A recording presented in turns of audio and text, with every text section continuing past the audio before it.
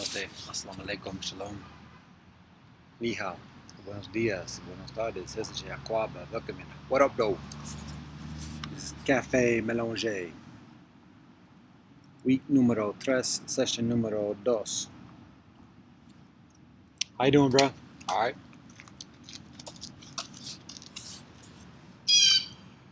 So, got a few minutes. Starting a little late, a wee bit late, and got the other joint to do as well. Again, consider a number of things to share. One thing I think I'm going to share, but the extent of it gets a little bit proclamatory and thus controversial, and so I intend to abstain from delving into that element of it, because it's increasingly about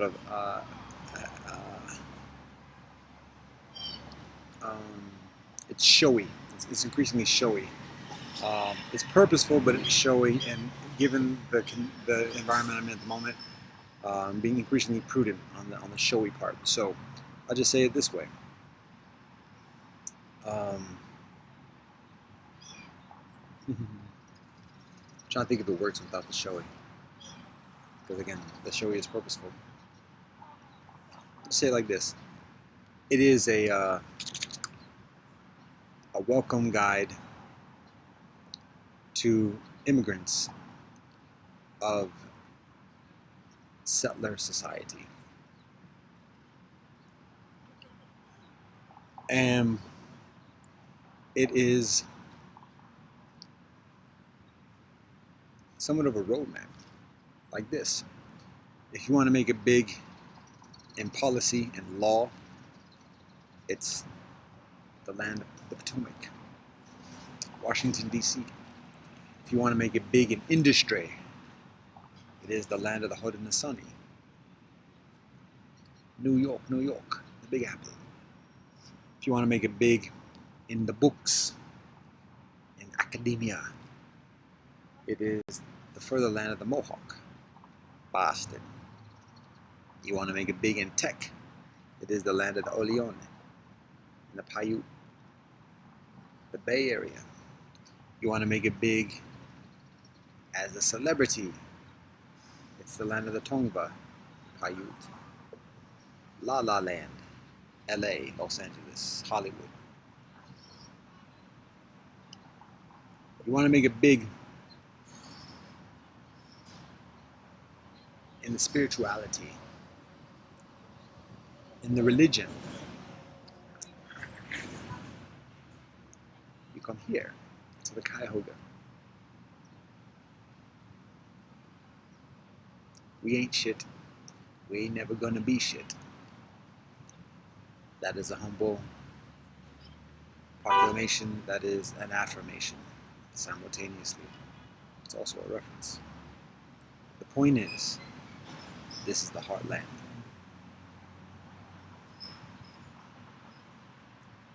And it is here where the future is decided.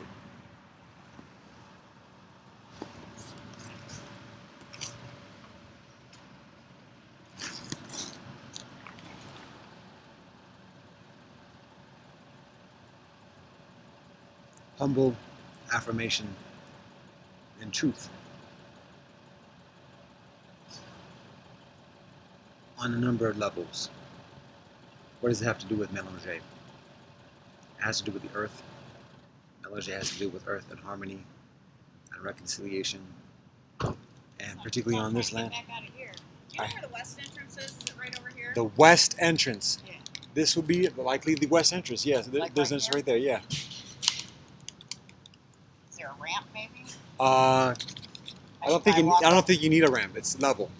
Well, oh, okay.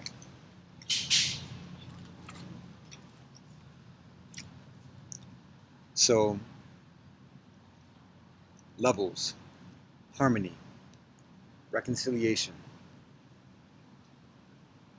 That is the environment, the most conducive environment for Melange to thrive and prosper. Does it work out? Yeah, all right. That's the environment where Melange thrives and prospers. And that is the environment that Melange has a vested interest in cultivating and strengthening. So we are all enveloped in our own endeavors, in our own occupations, preoccupations, post-occupations, and additionally. Amidst all this and the migrations herein, it's beneficial to have an idea of what people are looking for when they go from place to place and when they settle in a specific place. What the strengths of that place are, what the nature, what the focus, what the concentration, what the conversation is within each of these places.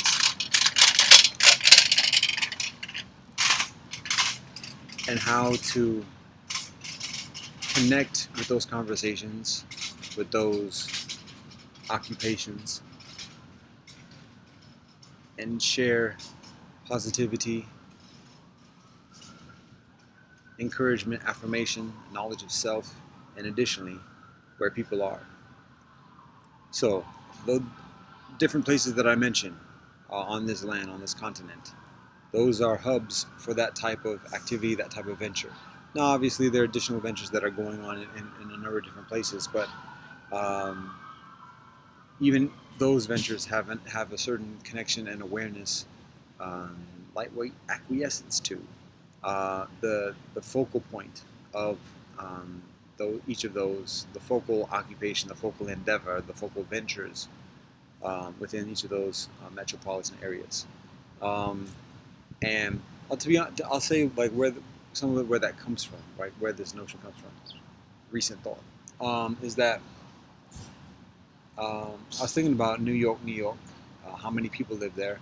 I was thinking about lange population, over 100 million, and like what how can people get in a sense of how many people that is, how big that is? We could say it's as big as Japan, it's as big as Mexico or Russia, but still, like, how big is that?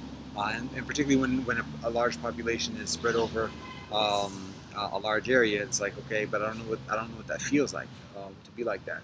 And then even like in a place like this in the United States, 300 million. Okay, that sounds like a lot of people, but it's a big area. So I just know the place where I live. So when we think about a city, if the city has 1 million people, okay, if it has 10 million people, okay, now I'm starting to feel it. So if you think about a population of 100 million people, that's like 10 cities right next to each other in that kind of proximity.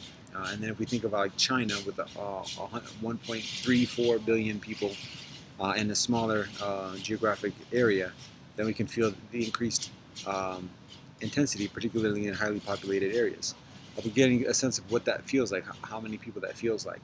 And then also, when we have that sense of that feeling, also the activity, the relationships, the interaction, the anxiety, the stress, the excitement, the temptation, the indulgences, the oppression, the subordination and subjugation and triumph and all that other stuff. When we look at the coastal areas of this land, of this continent, the East Coast and the West Coast, high concentration of people, particularly further to the north, particularly on the East Coast. And there's a lot of people, there's a lot of migration, there are a lot of people from different lands that make stops there. And here, in the middle part, the flyover states, the population is less dense, is less intense for the most part. There are places in big cities and stuff like that, but for the most part, it's increasingly spread out. There's additional amount of room for people to have space with each other, and there are benefits and challenges with that. So it's all about the notion of community and getting a feel for what the numbers are saying to us. And how we translate that in our experience. So, again, when thinking about big cities, thinking about the populations. Hi, it's not Sri Call. How you doing, brother? Good. I'm running late. Yeah. I'm sitting outside. Hey, it's a beautiful day, isn't it? Yeah. You got to think about it. Yeah. To be honest, there's sound in there. I'm doing a recording, okay. and so there's sound there, and so kind of. No, you're fine. That's fine. There's sound. The music is going on, so sometimes it's difficult to get the recording going. So I'm just here. So do I look put out like I'm on the floor and like whoa yeah. Nah. Come on, brother. You know what I'm doing? I'm doing this lange style. How about that? Okay. Yeah. Alright, So, it's how's the nice semester seeing going you. for you? Yeah, it's blessing to you. It's been a little busy because of the graduate school applications. Because I'm Okay. applying to PhD programs in physics. Yeah, so that's taking a long time. Okay. Yeah. All right. Thank you. It's nice Yeah, seeing yeah. you. Well, maybe we'll catch up at some time Yeah, of soon. God course. willing. Yeah, all right. So, love and peace. Bye.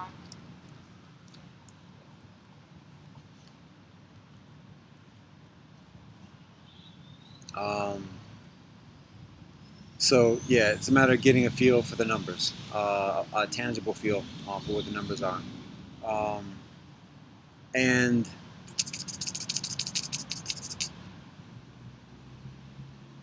uh, our approach accordingly. So I mentioned like the different cities, and in the different cities have like different concentrations. A lot of big institutions, corporations are headquartered in certain cities, and so whatever that the nature of the work is of that corporation is, people tend to be focused on that.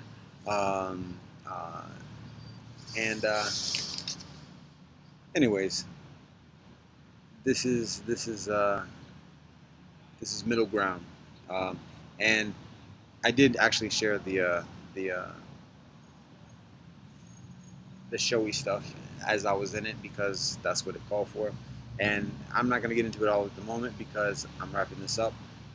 But the notion about not being shite and not ever being shite, first of all, if you look at the slang, it's like it has a way of proclaiming something but also denying it simultaneously. So we ain't shit. I don't know how about that. But simultaneously, we are shit. Perhaps increasingly accurately, we're full of shit. And I don't mean to be snarky with my utilization of profanity, but that's just part of the language I utilize. Um, and it's a matter of being intentional in how I utilize it. But that proclamation, with all the things considered, is a proclamation of humility. It's not a proclamation of nihilism. It's a proclamation of affirmation. It's an affirmation, it's a proclamation of humility.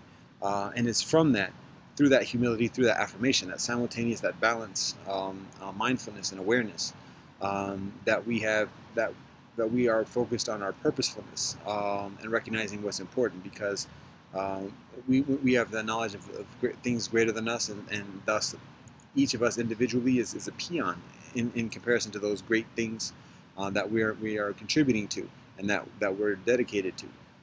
So it's part of that recognition. And then also we look at the different traditions of humanity and talking about emerging from affliction and atrocities and oblivion. How about that? What benevolence can come out of Bethlehem? And additionally, so um, uh, cats like to sleep on this area, and so it's exactly in the midst where dreams awake. So that's what we're talking about. That's the industry that we are in, that we cultivate, that we share, that we belong to, and being mélanger. It's a matter of being mindful of that uh, and connecting accordingly. So, with that being said, namaste, assalamu alaikum, shalom, zaijian, adios, te chagriz, sebina asbuwo, kila ufred, love and peace.